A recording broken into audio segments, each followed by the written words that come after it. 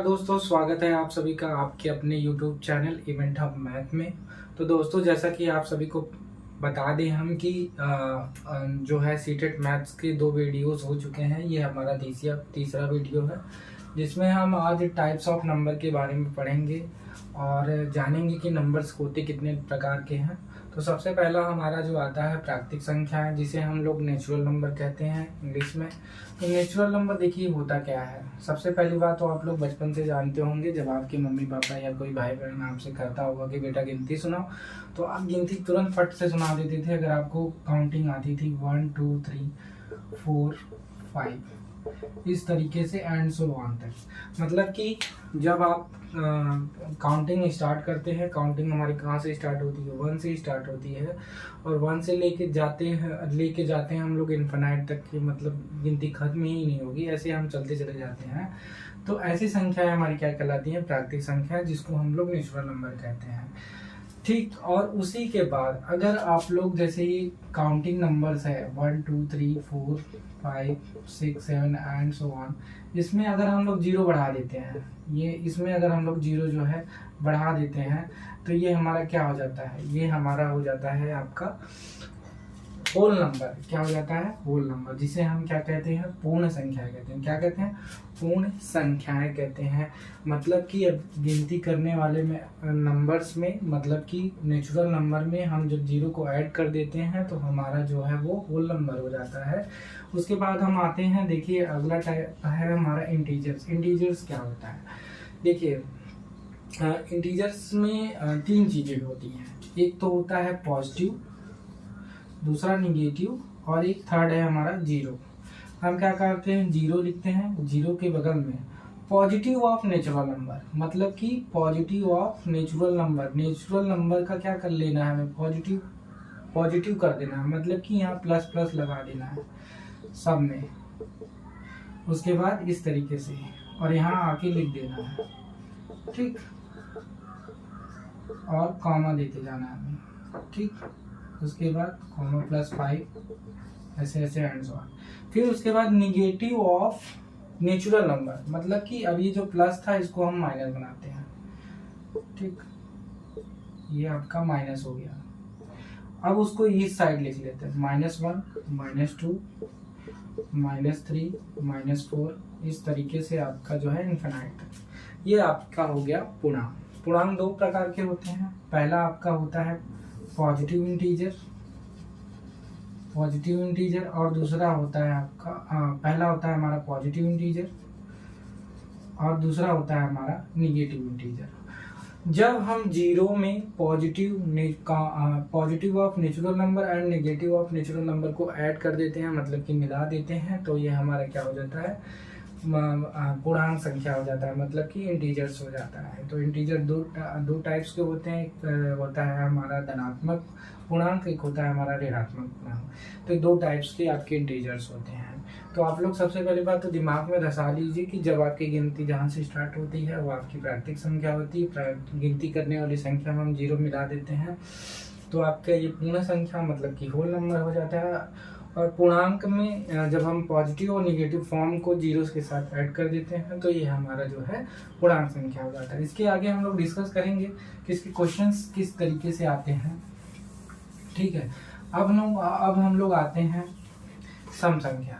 सम संख्या क्या होता है, विषम संख्या क्या होता है, मतलब कि इवन नंबर और ऑड नंबर। इवन नंबर वो नंबर्स होते हैं, ये आपका हो गया इवन नंबर और इधर आपका हो गया ऑड नंबर। इवन नंबर में जैसे मान लीजिए ये जिसके लास्ट डिजिट, किसी भी नंबर का लास्ट डिजिट जो 0 2 4 6 8 से खत्म हो, मतलब कि कोई नंबर है 2999, इसके लास्ट का डिजिट जो है, अगर इसके अंत में चाहे 0 आए, चाहे 2 के जगह आपका 4 आए, चाहे 4 के जगह आपका 6 आए, चाहे 6 के जगह आपका 8 आए, तो ऐसे नंबर आपके इवन नंबर होते हैं। और ऑड नंबर वो नंबर्स होते हैं जिनके लास्ट में 1 3 5 7 और 9 है, ऐसे नंबर को हम ऑड नंबर कहते हैं, ठीक है। दूसरी तरीके से आप इसको इस तरीके से कह सकते हैं कि अगर किसी संख्या, कोई भी संख्या हो, मान लो कोई भी नंबर है एक हमारा, जैसे मान लीजिए 24 एक नंबर ले रहे हैं, अगर वो 2 से कट जाती है ठीक है। अगर क्या होती है वो 2 से डिवाइड हो जाती है, मतलब कि कट जाती है वो नंबर, तो इसका मतलब वो संख्या हमारा सम संख्या है, मतलब कि इवन नंबर है। और एक तरफ, दूसरी तरफ अगर वो संख्या 2 से ना कटे, 2 से क्या हो ना कटे, मान लो 23 है, अगर हम 2 से डिवाइड करेंगे तो 2 1 जा 2, उसके बाद यहाँ 3 को हम उतारेंगे, ठीक है, फिर उसके बाद 2 1 जा 2, यहाँ 1 जो है आपका रिमाइंडर बच जाएगा, इसलिए ये संख्या क्या हो जाती है हमारी ऑड नंबर हो जाती है। आपको सीधा और सीधा ये पहचानना है कि संख्या के लास्ट में क्या आ रहा है। अगर 0 2 4 6 8 ये आ रहा है तो ये संख्या जो है इवन नंबर है। और ऑड नंबर कौन होगा, 1 3 5 7 ऐसे नंबर्स, जिसके ऐसे नंबर्स के लास्ट में अगर ये सब नंबर्स आ रहे हैं वो संख्या आपके ऑड नंबर होंगे। तो चलिए हम लोग आगे आते हैं। अगला हम जो टाइप्स ऑफ नंबर में देखेंगे वो हमारा होगा भाज्य संख्या। भाज्य संख्या मतलब कि कंपोजिट नंबर। अब देखिए इसको कंपोजिट नंबर क्यों कहा गया। भाज्य संख्या, भाज्य मतलब जो कट जाए, कंपोजिट मतलब जो कई नंबर से मिलके बना हो। जैसे सपोज दैट हम लोग कोई एग्जांपल लेते हैं, ठीक है, मान लीजिए हमारा नंबर है 20, ठीक है, इसको ये एक ऐसा नंबर है जो कि किस किस के टेबल से कट जाएगा, 1 से कट जाएगा, 2 से कट जाएगा, 4 से कट जाएगा, 5 से कट जाएगा, 10 से कट जाएगा और 20 से कट जाएगा। इसका मतलब 20 एक ऐसा नंबर है जो कई सारे नंबर से जो है कट जाएंगे, क्या होंगे, कट जाएंगे। ऐसी संख्या हमारी क्या कहलाएंगी, भाज्य संख्या कहलाएंगी, मतलब कि कंपोजिट नंबर कहलाएंगे। वहीं हम बात करें तो अभाज्य संख्या की,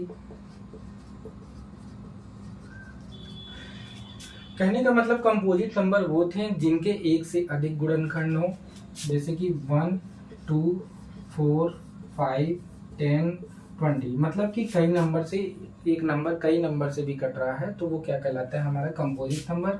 दूसरे केस में जो अभाज्य संख्या होती है जिसको हम कहते हैं प्राइम नंबर। प्राइम नंबर वो नंबर्स होते हैं जो एक और स्वयं से कटे, मतलब कि स्वयं से, ठीक, स्वयं से कटे, इटसेल्फ, ठीक है, इटसेल्फ मतलब कि ऐसा नंबर्स जिनका गुणनखंड एक और केवल खुद हो, ऐसी संख्या हमारी क्या होती है, अभाज्य संख्या होती है, जिसे हम लोग प्राइम नंबर कहते हैं। एग्जाम्पल के लिए हम लोग ले लेते हैं, हमारा 2 जो है अभाज्य संख्या है, ठीक, 3 है अभाज्य संख्या, 5 है अभाज्य संख्या, 7 है, 11 है, और उसके बाद हम लोग आते हैं 13 है, ठीक है। अच्छा 9 क्यों अभाज्य संख्या नहीं हुआ। अगर हम बात करें 9 तो आप लोग जानते हैं 9 जो है विषम संख्या है, आप लोग को कहना भी चाहिए था यहाँ की सर हाँ क्या क्या दिक्कत है, 9 क्यों नहीं है हमारा अभाज्य संख्या। मैंने कहा अभाज्य संख्या ऐसा जिसका गुणनखंड सिर्फ और सिर्फ एक हो या तो स्वयं हो। अच्छा 2 का गुणनखंड 2 किसी के पहाड़ा में आता है, 2 खुद के पहाड़े में आता है, मतलब कि 2 खुद के टेबल में आता है, 1 के टेबल में आता है और 2 किसी के टेबल में नहीं आता। 3 खुद के टेबल में आता है और 1 के टेबल में आता है, 5 1 के टेबल में आता है और 5 के टेबल में, 7 1 के टेबल में और 7 के टेबल में, 11 1 के टेबल में और 11 के टेबल में आता है, ठीक है ना, इसलिए ये प्राइम नंबर्स हो गया। अब 9 को देखिए, 9 जो है 1 से कट जाता, 3 से कट जाता और उसके बाद 9, मतलब कि पहले 1 और 3 से तो कटा, फिर उसके बाद वो एक नंबर और से कट गया जो कि 9 खुद का नंबर था, खुद से कटा, 1 से कटा और उसके अलावा 3 से भी कटा, इसलिए ये कैसा नंबर हो गया हमारा, अभाज्य संख्या हो गया। उसी तरीके से आपको मैं आप हमारे कमेंट बॉक्स में कमेंट करिए, मैं आप लोगों को एक होमवर्क दे रहा हूँ, 1 से लेके जो है 100 तक कुल कितनी अभाज्य संख्या है, कुल कितनी अभाज्य संख्या है। देखिए ये क्वेश्चन अभाज्य संख्या से एक क्वेश्चन हर बार किसी न किसी एग्जाम में पूछा जाए, चाहे वो यूपी टेट की बात कर ले, चाहे आपके सुपर टेट की बात कर ले, चाहे सीटेट की बात कर ले, ये क्वेश्चन जरूर आता है कि सबसे छोटी सम अभाज्य संख्या, ऐसी संख्या जो सम भी हो और अभाज्य भी हो, वो कौन सी संख्या होती है हमारी? 2 होती है। कौन सी होती है संख्या? 2। ये इसको आप कहीं नोट कर लीजिए, कहीं पे लिख लीजिए, कहीं आप अपने माथे पे लिख के चिपका लीजिए। अभाज्य संख्या की शुरुआत 2 से होती है और 2 सबसे छोटी सम अभाज्य संख्या है। उसके बाद अगर विषम अभाज्य संख्या की बात करें, सबसे छोटी विषम अभाज्य संख्या क्या होगी? तो आपका होगा आंसर 3 होगा। तो चलिए आगे हम लोग आते हैं। अगला हमारा जो नंबर्स है वो है प्राइम नंबर।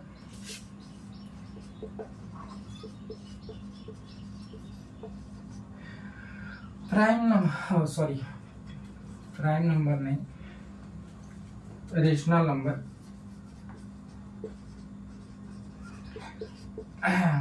रेशनल नंबर जिसे हम लोग परिमेय संख्या कहते हैं। क्या कहते हैं? परिमेय संख्या।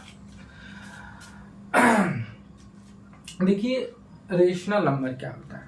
जैसे कि मान लेते हैं हम किसी भी संख्या को हम लोग p/q के फॉर्म में लिख सकें और जहां पर q जो है 0 के बराबर ना हो, मतलब कि अंश बटे हर के फॉर्म में लिख सके, और हमारी ऐसी संख्या जिसमें हर क्या हो, हर जो है 0 ना हो, ऐसी संख्या हमारी क्या कहलाती है? परिमेय संख्या कहलाती है। ठीक है ना, परिमेय संख्या कहलाती है। मान लेते हैं कि अगर ये एक संख्या है हमारी 3/2, तो 3 में देखिए जो है हमारा अंश भी है और हर भी है, ये p/q के रूप में निरूपित कर रहे हैं, तो इसलिए हमारा एक कैसी संख्या हो गई? रेशनल नंबर हो गया। कैसी संख्या हो गई?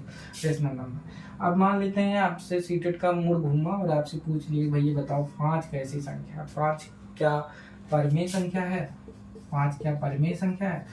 बिल्कुल सर परिमेय संख्या है, क्योंकि 5/1 आप लिख सकते हैं। 5 को 5/1 लिख सकते हैं, इसी वजह से ये संख्या कैसी संख्या है? परिमेय संख्या है। ठीक है। अगर हम बात करें, जैसे मान लीजिए हैं 0.0 या 2.2 हमारी कैसी संख्या है?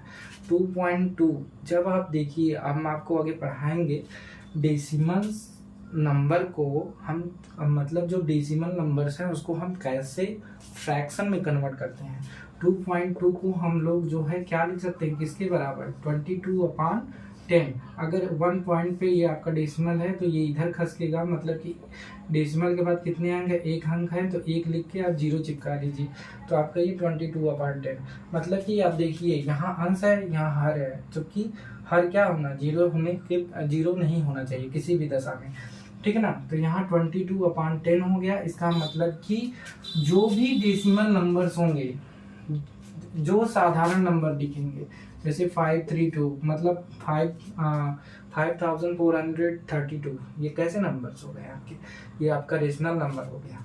और 2.2 ये आपका कैसा नंबर हो गया? डेसिमल नंबर हो गया। मान लेते हैं ये कोई नंबर है और उसमें एक 1 प्लेस पर आपका क्या लगा हुआ है? डेसिमल लगा हुआ है, तो डेसिमल तो है ही, डेसिमल तो आपका होगा ही, डेसिमल वाला फ्रैक्शन में कन्वर्ट हो जाएगा, वो आपका हो जाएगा रेशनल नंबर। अगर डेसिमल हटा भी दें तो ये आपका तब भी क्या होगा? Rational number. यही एग्जामिनर आपसे सीटेट जो है पूछना चाहता है, और इसी से जो है कई सारे सत्य असत्य के क्वेश्चन बनाता है। जैसे कि पूछ लेगा कि आपका 2.38 एक परिमेय संख्या नहीं है, तो आपका जब कथन सत्य असत्य करने वाली बात आती है, वहाँ 4 ऑप्शन आपको दिए होते हैं। इस नंबर सिस्टम में पूछ लेगा कि मान लीजिए आपसे एक प्रश्न ये पूछ लिया कि 53 एक परिमेय संख्या है, परंतु सम संख्या भी है। देखिए इस तरीके से, देखिए क्वेश्चन वो किसी भी तरीके से बना सकता है, बस आपको ये देखना है, ध्यान देना है कि आप किस तरीके से प्रश्न को आप समझ रहे हैं। तो 53 एक परिमेय संख्या है, बिल्कुल सही, 53 एक परिमेय संख्या, क्योंकि 53/1 लिख सकते हैं, परंतु सम संख्या भी है, सम संख्या भी है, सम संख्या तो नहीं है, इसलिए ये कथन पूरा पूरा गलत हो जाएगा आपका उस समय, क्योंकि एक रूल तो फॉलो कर रहा है लेकिन दूसरा रूल जो है फॉलो नहीं कर रहा है। 53 जो है संख्या लेकिन भी संख्या है। इस तरीके के बनाते हैं। अभी तक हम लोगों ने पढ़ा परिमेय संख्या के बारे में, अब अपरिमेय संख्या के बारे में देखते हैं। अपरिमेय संख्या क्या होता है? अभी पीछे आप लोगों ने पढ़ा कि परिमेय संख्या जिनको हम p बाई क्यू के रूप में लिख सकते हैं, जहाँ पर q जो है 0 के बराबर नहीं होना चाहिए। वहीं इस कंडीशन में ऐसी संख्या जिनको हम p बाई क्यू के फॉर्म में नहीं लिख सकते, ऐसी संख्या हमारी क्या होती है? अपरिमेय संख्या होती है। क्या होती है? अपरिमेय संख्या, मतलब कि p बाई क्यू के फॉर्म में हम लोग किसी भी हालत पर हम उसे नहीं लिख सकते, ऐसी संख्या हमारी क्या होती है? अपरिमेय संख्या होती है। अपरिमेय संख्या, अब देखिए अपरिमेय संख्या तो हो गया। अब इसका हम उदाहरण देख लेते हैं। ऐसे नंबर्स को हम लोग रूट में अक्सर करके लिखते हैं, √3, √5, √7, √11, ऐसे नंबर जो कि रूट के बाहर भी नहीं आ जाते, ऐसे नंबर्स आपके क्या कहलाते हैं? अपरिमेय संख्या कहलाते हैं। उसके बाद आता है हमारा अगला नंबर, जो टाइप्स ऑफ नंबर है, आता है उत्तरवर्ती। उत्तरवर्ती को हम लोग अंग्रेजी में कहते हैं सक्सेसर, सक्सेसर नंबर, ठीक है, सक्सेसर नंबर। और उसके बाद इसको दूसरे नाम से भी बुलाते हैं, इसको परवर्ती के नाम से भी बुलाते हैं, ठीक है। और उसके बाद अनुवर्ती संख्या के नाम से भी बुलाते हैं। तो इसको कई नाम से बुलाते हैं, तो इतना आप ध्यान रखें कि आपसे पूछ क्या रहा है एग्जाम में, उत्तरवर्ती पूछ रहा है, परवर्ती पूछ रहा है कि अनुवर्ती पूछ रहा है, ठीक ना। ऐसे नंबर, जैसे मान लीजिए एक छोटा सा एग्जाम्पल लेते हैं। आप लोग अगर सीटेट की तैयारी कर रहे हैं, सीटेट के एग्जाम में आप जो है पास हो जाते हैं, तो एक कदम आप आगे बढ़ जाते हैं अगले एग्जाम को देने के लिए, मतलब अगले टीचर्स के एग्जाम को देने के लिए। किसी भी टीचर्स एग्जाम जैसे सुपर टेट हो गया या केबीएस हो गया, या आपका किसी भी एग्जाम के लिए आप क्वालिफाई हो जाते हैं, मतलब कि आप एक कदम आगे बढ़ जाते हैं। तो सीधी सी बात, अगर हम किसी भी संख्या का अगर हम उत्तरवर्ती पूछें, तो उत्तरवर्ती में जैसे मान लीजिए 28, एक एग्जाम्पल लेते हैं, 28 का उत्तरवर्ती क्या होगा? उत्तरवर्ती संख्या क्या होगा? तो उत्तरवर्ती संख्या क्या होगा? उत्तरवर्ती संख्या में हम सीधा सीधा सिंपल, कोई लॉजिक नहीं लगाना है, +1 जो है इस नंबर पे हमें क्या कर देना है? ऐड कर देना है, और ये +28 बन जाएगा आपका 29। उसी तरीके से अगर आपसे ये कह दीजिएगा 328 का उत्तरवर्ती संख्या क्या होगा, तो आप 1 ऐड करके जो है 329 जो है आप आंसर दे देंगे। और उसके बाद अगला आता है हमारा पूर्ववर्ती। तो पूर्ववर्ती क्या होता है? पूर्ववर्ती संख्या, ये आपका बहुत ही इंपॉर्टेंट चैप्टर है। मतलब ये जो है आपका एक तो आपका हो गया भाज्य संख्या, एक अभाज्य संख्या, जहाँ पर भाज्य संख्या से बहुत ज्यादा प्रश्न बनते हैं। और उसके बाद पूर्ववर्ती और उत्तरवर्ती और पूर्णांक, और उनसे तो 3-4 क्वेश्चन ऐसे हैं जो कि हम अगले वीडियो में डिस्कस कर लेंगे। तो वो उसका क्वेश्चन लिमिटेड है, वो बहुत ज्यादा क्वेश्चन नहीं है। आपको बस एक बार थोड़ा सा समझ लेना, आप किसी भी तरीके का आप प्रश्न देगा तो आप लोग जो है उसको कर लेंगे। जो हमने आपको पहले 3 चीजें पढ़ाई, नेचुरल नंबर, होल नंबर और इंटीजर्स, उसका जो क्वेश्चंस होता है वो लिमिटेड होता है एग्जाम में। उसका क्वेश्चन बहुत ही ब्रॉड नहीं होता, लेकिन इनका क्वेश्चन जो है थोड़ा ब्रॉड होता है, इसका एरिया थोड़ा बड़ा है, इसमें से कई सारे प्रश्न बन सकते हैं। लेकिन उन जो नंबर्स हैं उनके जो प्रश्न होता है वो हम आपको अगले वीडियो में पूरा एकदम हूबहू हम आपको देंगे कि इसके आगे कोई भी प्रश्न नहीं बनेगा। और पूछा भी है प्रीवियस ईयर के एग्जाम में आपको हम किस एग्जाम में किस शिफ्ट में हुआ है हम पूरा डेट देंगे, ठीक है। तो देखिए अब पूर्ववर्ती संख्या क्या होता है? पूर्व मतलब क्या होता है? इसको इंग्लिश में हम लोग प्रीडिसेसर्स कहते हैं। क्या कहते हैं? प्रीडिसेसर नंबर कहते हैं।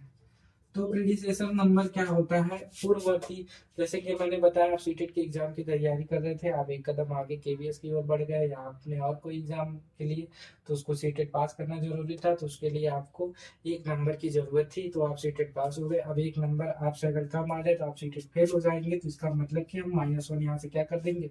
घटा देंगे। किसी भी नंबर से हम लोग क्या करेंगे? -1 हम घटा देंगे। तो ऐसी संख्या हमारी क्या होती है? पूर्ववर्ती संख्या होती है। एग्जाम्पल ले लेते हैं, जैसे 234 का